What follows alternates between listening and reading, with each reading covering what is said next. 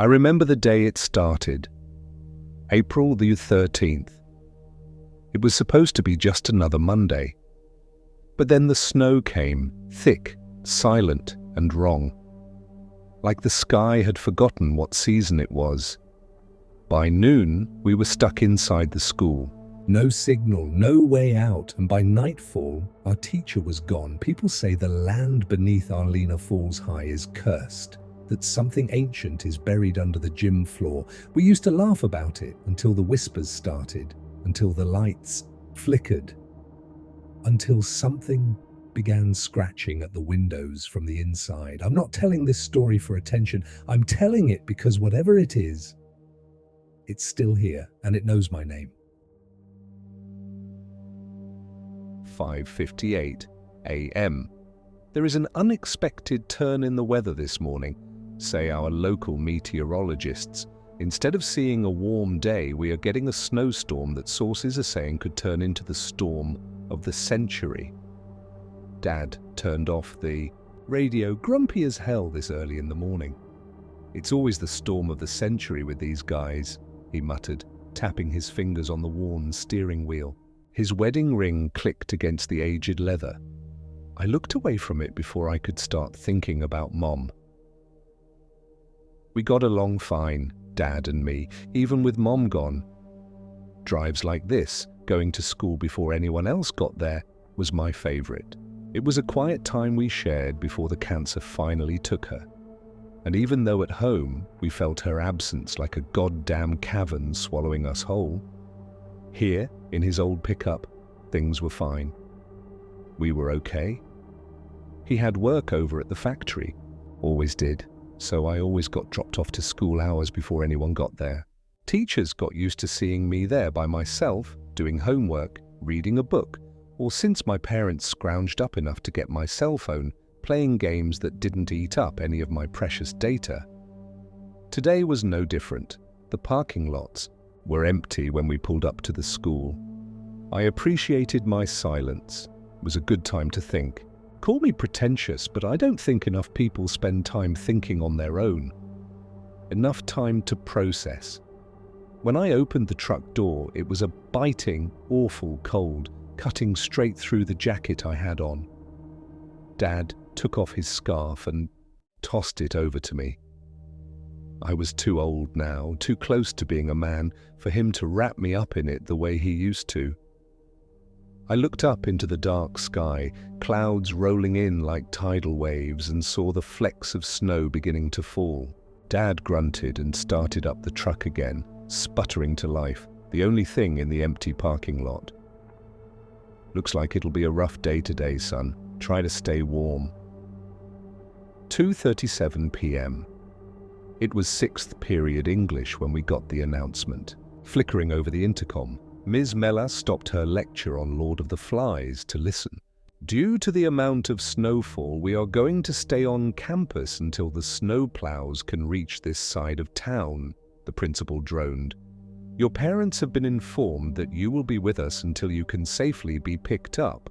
The process for being checked out by your parents will be gone over by your 6th period teacher, where you will stay until we are able to safely release you. Yes, Brian Donovan practically shouted in my ear. I had a chem test after school. There is a God, after all. Settle down, Mr. Donovan, Ms. Mellis warned. Even though she was looking at him sitting behind me, I flushed under her gaze. When she saw me turn red, she smiled slightly. I didn't know why I bothered looking away. My giant crush was obvious and was probably flattering to her. Ms. Mellis was probably in her mid-30s, real pretty, unmarried for some reason. Everyone said she was a lesbian. She sighed, turning off the projector. Well, I can't imagine getting any work done with you all knowing we have a snow day. Go ahead and stop hiding your cell phones from under your desk or behind books. We all know you have them. You can use them until we figure out what's going on.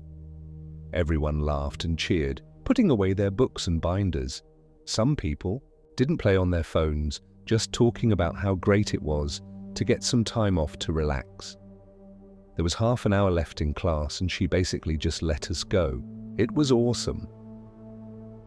I got dragged into some conversation I paid no attention to, instead glancing around the room and thinking about my classmates. Arlette, the cheer captain, who was beautiful and pleasant and smart, the kind of unfair sort of graces that God gives out sometimes. Then the most unfair of his doings, Delilah, who was an emaciated sort of thin, with hair that stays greasy even after a good washing, doodling away in her sketchbook. Usually from some anime, sharpied fingernails, scratching at the penned stars on the backs of her hands. Herman, who was in the marching band and would never shut up about it. Nick, also in band and deeply ashamed of it. Chuck, red-headed and obsessed with her books and stories. Some people whose names I still don't know and can't remember, so unremarkable to the world. Brian was probably my best friend. He was popular, and I guess I was too, by association. Brian ran track and I watched. He dated cheerleaders and I hung out in front of the gas stations with them, sipping on a Slurpee while they made out. He was a pal and the most annoying human being on the planet. He smacked me in the back of my head as if he read my mind. Offended. "You paying attention at all, Davy?" "Nope," I said, shoving him off me. A group of girls sitting around us laughed. 4:13 p.m. The lights above us flickered, stopping all the conversation in the room. It's been an hour or so after the end of the school day. The outside world was wrapped up in darkness and snow, the light gone even though the sunset wasn't for another few hours. Everyone was unnerved by the sudden quiet. Delilah looked up from her sketches for a moment, then looked back down, apparently undisturbed by the quiet disruption. "Spooky," Ms. Mellis deadpanned, rolling her eyes. A few people chuckled, easing some of the tension. "What, you pussycats afraid because of a few flickering lights?" She smiled. I always liked her, even when I was a kid. Before my brother graduated, she was his teacher. She was always nice to me, called me cute when I was 7. Guess that's all it really took.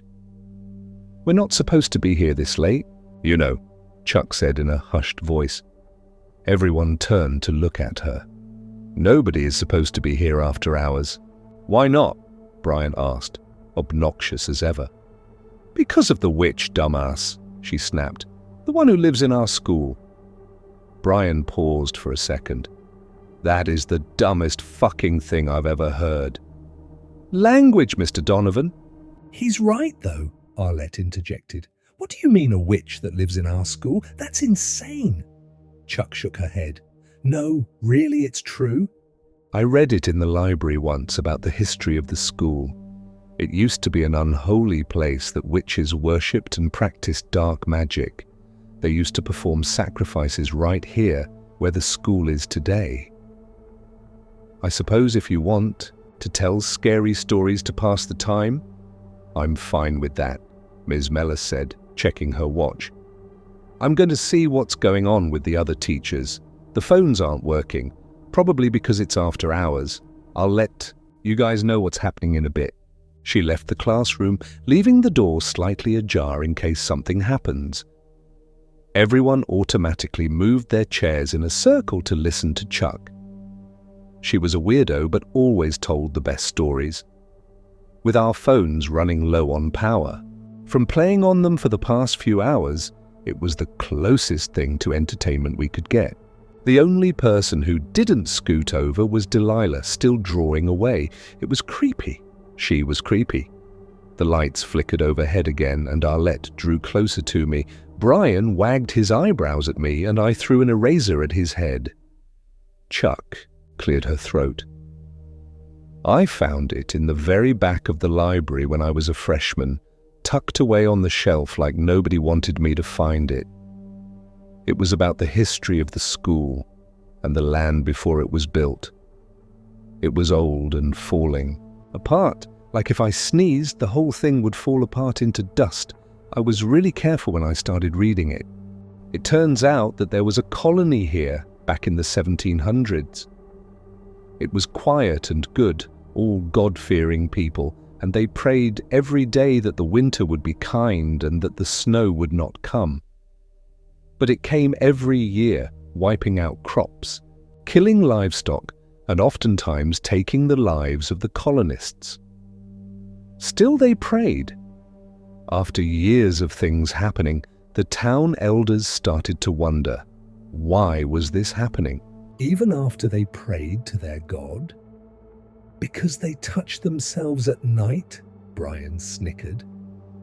Arlette gave him a dirty look and he stopped. They realized that it was because of a witch.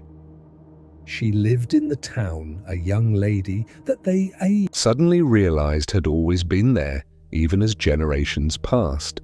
Nobody realized, maybe because she cast a spell on them. Whoa, cast a spell, my ass! Shut up, Brian! That she never aged and stayed exactly the same, year after year after year. It turns out that it was her the whole time, and the sacrifices the snow brought her kept her youthful after all this time. When the town elders discovered this, they vowed to get their revenge.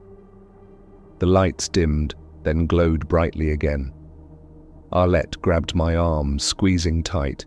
They found her in her cottage all alone, facing the corner with her head up, chanting her spells in a choked scream.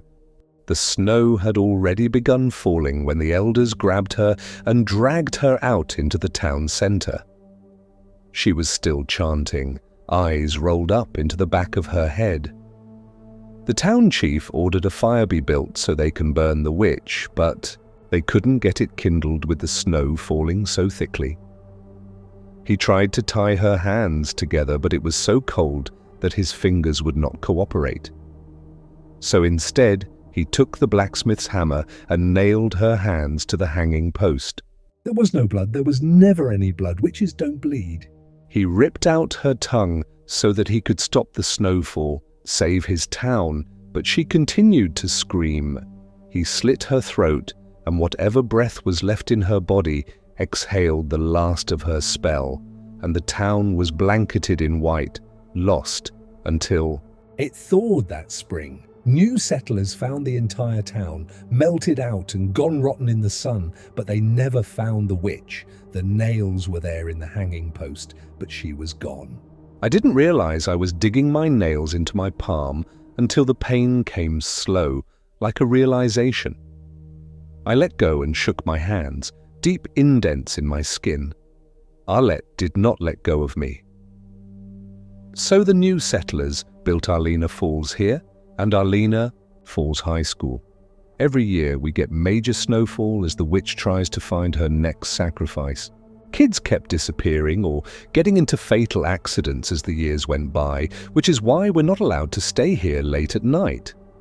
Nuh-uh, Herman protested. The marching band stays here late every day and you don't see us being sacrificed. And the band nerds are prime candidates for virgin sacrifices, Brian yelled. I socked him in the arm. He was my best friend and definitely the most annoying person in the world. The music building is brand new, built like 5 years ago, Chuck counted. So it isn't the same. It was eerie now that I thought about it. We weren't allowed to stay late. Campus security and teachers made sure of it, sweeping anyone trying to stay behind away. Any nighttime PTA meetings were to be held. At City Hall, they said it was because the classrooms here are too small to hold all the parents, but why not use the gym? I stopped myself. This was just another one of Chuck's stories. It was just a way to pass the time. I looked at the clock on the wall. It was nearing 5 o'clock. Dad was getting out of work soon. I wondered where he was, or if he even got the message from the school. I wondered if he knew what was happening at Arlena Falls High. 6:52 p.m. We were getting snappish with one another, fast. Brian was getting on my last nerve. My alone time was precious, and it was being eaten up by his loud mouth. So, Chuck, How do we tell if the witch is with us or not? Does she fly in on a broomstick or what? There are signs, idiot, she snapped from her desk. She was looking more and more worried as the minutes ticked by. It seemed like after her story, everyone was more than a little freaked out. Arlette moved her stuff next to me. I should have felt some sort of manly pride at being the one she felt safe around, but I was mostly just uneasy and on edge like everyone else. The outside world was barely visible from our second-story window, gusts of wind occasionally shaking, the glass in its frame and making us jump. It sounded like someone was tapping on the windows lining the walls, and we kept saying out loud, as if it made it all better for everyone else, "Stupid wind! Stupid snow!" Arlette's stomach grumbled loudly, and she swore under her breath. I wish I had something to offer her, but everyone had already chowed down on whatever snacks they had in their backpacks after school. We didn't even have a stick of gum to split between us. Arlette raised her hand to ask if we could raid the cafeteria or something, ever the good student, then paused. "Wait, where's Ms. Mellis?" Sure enough, our teacher had disappeared. She went to check on the other teachers and never came back. That was hours ago. A cold shiver ran down my spine. I looked around at my classmates. I felt their haunches rise. The already uneasiness of the room shift into something else. Panic. "Nobody panic," Arlette instructed us. But I could see it in the tremor of her hand. She was just as scared as the rest of us. "I'm sure she's just chatting with other teachers and lost track of time." "It's been hours," said Nick quietly. Everyone turned to look at him. He rarely said much. "There's no way she just forgot about us." He paused, scratching at himself. Nervously, "There's just no way." At that point, the power went out and something banged against the windows. Everyone screamed, some running for the door and tripping over backpacks strewn on the ground. Just as quickly, the lights flickered back on, the backup generator picking up speed. Kids were on the floor, rubbing their bruised knees. Some were crying, freaked out as hell. Brian stood up from where he knelt, gripping the desk as if he was braced for impact. He looked at me and nodded. "Dave and I will go check out the other classrooms, see where Ms. Mellis went." Oh, fuck me. I knew there was a reason he was my best friend. But also, fuck him. I didn't want to leave the classroom. But he was already heading out, so I followed him. It's what I did. I picked up the fire extinguisher. We had a school shooter rally earlier in the semester where some expert told us that a fire extinguisher made a great weapon. I didn't know I would ever have to think about that again. As we stepped out of the classroom and into the empty hallway, I heard Herman say, "Wasn't she supposed to tell us how our parents are supposed to pick us up?" It was true. I was suddenly filled with dread. What happened to Ms. Mellis? Was she okay? Brian led the way. Our classroom was older, a little ways away from the other rooms, so when we got to the first one, we had built up enough adrenaline from the silent anxiety to bust some heads open. Brian knocked, then opened the door. It was empty. "Isn't this Coach Langdon's room?" he whispered. He taught 6th period geometry before coaching baseball. Why wouldn't he be here? It was amazing, the kinds of things we rationalize. "They probably released students in waves," I said. Hearing the franticness of my voice, I couldn't shake it no matter how hard I tried. "And we're one of the last, since we're so far. But we should get back, man. What if the class gets released and we get left behind?" "I'm going to check a few more classrooms." He motioned for me to hand him the fire extinguisher, and I tossed it to him. "I'll head back into Mellis's room. I promise I'll come find you when she comes back." I felt like a goddamn pussy. But being in that empty hallway, staring at that empty classroom this late after school was terrifying. I had to get back. Brian went on steadily, and I tried not to run back to the classroom. 7 times 12. They're all empty. Brian set the fire extinguisher next to him with a clunk. He looked pale as a ghost. They're all gone. The teacher's lounge is empty too. Melas is long gone. But how could she leave us? Arlette stammered. She's our teacher. Come on, I insisted. She didn't just leave us. Shut up, man, with your stupid fucking hard-on for that dyke, Brian practically exploded. She fucking left us. She couldn't have. She probably went to go get help. Or something. It was so flimsy that I felt stupid saying it. All eyes were on me.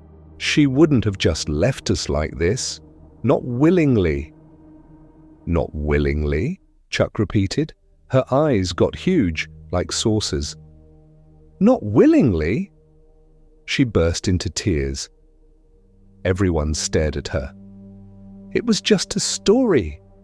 She started crying. Hard. It was just a story. What was just a story? Herman yelled, terror in his voice. The witch thing? Chuck just cried harder, rubbing her mascara all over her cheeks. I didn't think it was real, it couldn't have, but the signs. What are the signs? First, the snow, she sobbed, hiccuping like she was choking. Then everyone leaves, just disappears. Then what? The lights flickered again, and everyone screamed. They dove for one another, trying to grip onto something corporeal. Arlette was no longer grabbing my arm. She was glued to her seat in terror, tears streaming down her face. The witch will appear as one of us. A deadly silence fell over the room. The kind of silence only a snowstorm can bring, oppressive and implying something terrible. Brian swallowed audibly. How do we know who the witch is? This is stupid, I tried. We're just freaked out. There is no witch. Chuck said it was just a story she made up. No, I read it. The book is in the library. She continued to weep. I found it when Ms. Melas assigned Lord E. of the Flies. It's right there in the back. How do we know? Brian shouted, commanding the room. I fell silent, watching him pace around the room like an animal. Come on, Chuck, how do we know? When she kept crying, he walked up to her and grabbed her shoulder, shaking her hard enough for us to hear her teeth click together. Chuck! She's quiet, not the first person we'd think of. Quiet. Not the first person we'd think of. So we all thought of the same person. We turned to the corner of the classroom where Delilah stood. She was thin, practically swimming in that giant black hoodie of hers. She was always quiet, hidden away in the background. It turns out it was her the whole time. She stood there, petrified, staring at us. What? She couldn't even finish her sentence. She raised her hands as if to protect herself. In the center of her palms, dark circles. Stigmata, like she was nailed to a post by her hands. The generator failed and the lights went out. A gust of wind finally defeated the old windows, shattering it and sending snow and broken glass bits around the room. It was chaos, screaming. Brian picked up the fire extinguisher and started making his way to Delilah, who was frozen in fear and babbling incoherently. Ink! She kept shrieking. It's just pen, it's just ink! He moved with such force, I could only think of one thing. I tackled him from behind. Brian, wait! He elbowed me right in the nose and blood gushed down my mouth, down my shirt. I gasped for breath, seeing stars, falling back. Delilah ran for the door. The lights turned on and off, generator picking up speed and dying, coughing up life and death.